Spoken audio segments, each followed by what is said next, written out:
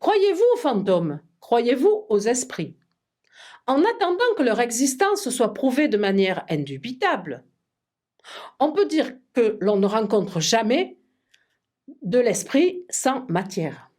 En revanche, le monde est peuplé d'objets qui nous montrent que l'on peut rencontrer de la matière sans esprit. De cette constatation, il n'y a qu'un pas pour affirmer avec les matérialistes que seule la matière existe. Si l'on considère que la matière est une substance inerte, on est obligé d'aller chercher à l'extérieur de la matière, dans une autre substance, le principe de la vie. Si, au contraire, on considère que la matière est par nature dynamique, si l'on considère comme Descartes que la vie ne s'explique que par de petits rouages matériels qui se trouvent dans notre corps, nous n'avons plus besoin d'aller chercher une autre substance, l'esprit. Nous n'avons plus besoin d'aller chercher à l'extérieur de la matière la raison de la vie et par extension la raison de la pensée et de l'esprit. Par définition, être matérialiste, c'est être athée. C'est ce que nous explique d'Holbach dans ce texte, où il commence par nous dire ce que je viens de vous dire. Si la matière n'est pas considérée comme inerte, eh bien on n'a pas besoin d'aller chercher ailleurs son principe de vie. Dans la seconde idée de ce texte, il nous dira, dans ce cas, nul besoin d'imaginer un Dieu créateur, la matière est incréée.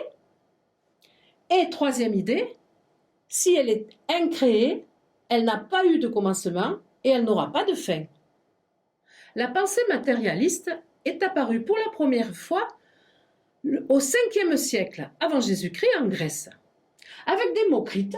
Démocrite a inventé en quelque sorte les atomes. C'est le premier qui a dit que la matière était faite d'atomes.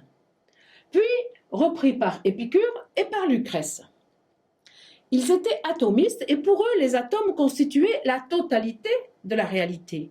Donc pour eux, les atomes composaient aussi l'esprit et l'âme, comme le dit ici Lucrèce. Les philosophes des Lumières vont reprendre cette thèse en nous disant qu'au fond, la pensée, l'âme, la vie ne sont que des propriétés de la matière, au même titre, par exemple, que l'électricité. On peut imaginer que la fonction pensée, que l'aptitude à penser, vient essentiellement de quelque chose de matériel, à savoir notre organe cerveau. Mais qu'en est-il du contenu de notre pensée? Qu'en est-il de nos idées? Qu'en est-il de notre manière de penser? Qu'en est-il de notre esprit? Qu'en est-il de l'esprit? Qu'en est-il par exemple de l'esprit d'un peuple, de l'esprit d'une nation, de l'esprit d'un poète, de l'esprit d'un humoriste? A-t-il vraiment une origine essentiellement matérielle? Oui, répond Marx. Si nous pensons ce que nous pensons, si nous pensons de la manière dont nous pensons, en caricaturant à peine, on pourrait dire que pour Marx, c'est parce qu'en 1801, le dénommé Jacquard a inventé le métier à tisser mécanique. Pour Marx, nos idées, nos modes de pensée sont entièrement déterminés par des données matérielles. Il écrit « L'infrastructure détermine la superstructure ». C'est une phrase que vous retrouvez dans le cours sur l'art et que vous retrouvez dans le cours sur la religion, parce que les deux sont des superstructures, on va l'expliquer. Pourquoi dit-il cela? Qu'est-ce que cela signifie? Reprenons pour l'expliquer l'exemple du métier à tisser. L'infrastructure, c'est l'aspect matériel, c'est la matière. Dans ce cas, c'est le métier à tisser, la machine et le fil qui sert à tisser. Ce sont les moyens de production. Ces moyens de production déterminent des modes de production. Le canut, avant l'invention du métier mécanique, travaillait à domicile avec son métier à tisser manuel dans son logis. Lorsque le métier mécanique de Jacquard est apparu, on a vu naître les usines textiles. Et avec cette production industrielle, le capitalisme industriel. À leur tour, les modes de production déterminent des rapports de production, c'est-à-dire des rapports entre les hommes, des rapports humains, des rapports sociaux. Ainsi, le système industriel capitaliste va voir naître deux classes sociales antagonistes, à savoir les capitalistes et les prolétaires, et des rapports de domination, de pouvoir et d'oppression entre ces deux classes. Cette infrastructure détermine donc, dit-il, la superstructure. La superstructure, c'est nos idées les plus hautes. Par exemple, la religion, nos choix politiques, l'art, les relations familiales ou la culture en général.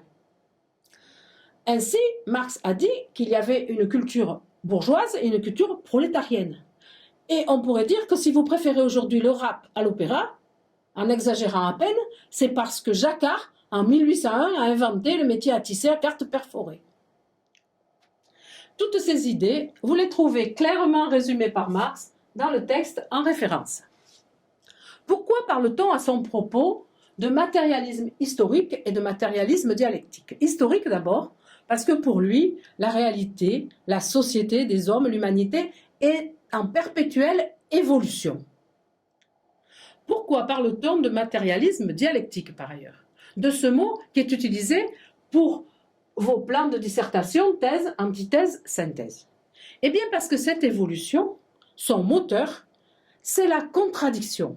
C'est la contradiction qui fait avancer le monde, qui fait évoluer les espèces vivantes, qui fait évoluer l'histoire de l'humanité.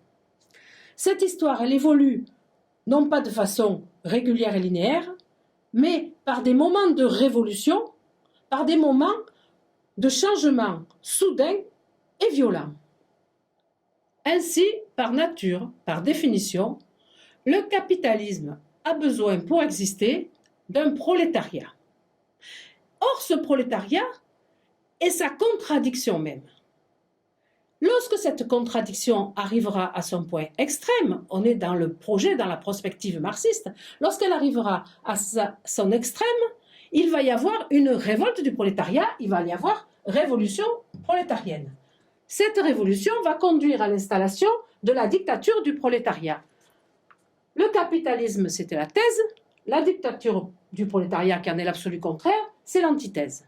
Et ce processus va finalement aboutir à quelque chose qui est la synthèse, à savoir cette société idéale projetée et espérée par les marxistes, qui est la société communiste.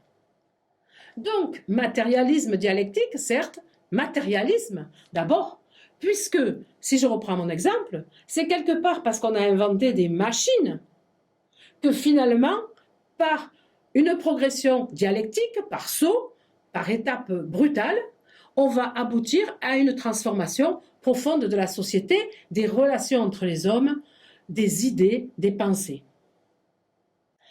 L'idée que la réalité spirituelle a comme source la réalité matérielle, nous allons la retrouver dans la vidéo suivante qui traite des rapports entre le cerveau et la pensée à la lumière des découvertes des neurosciences.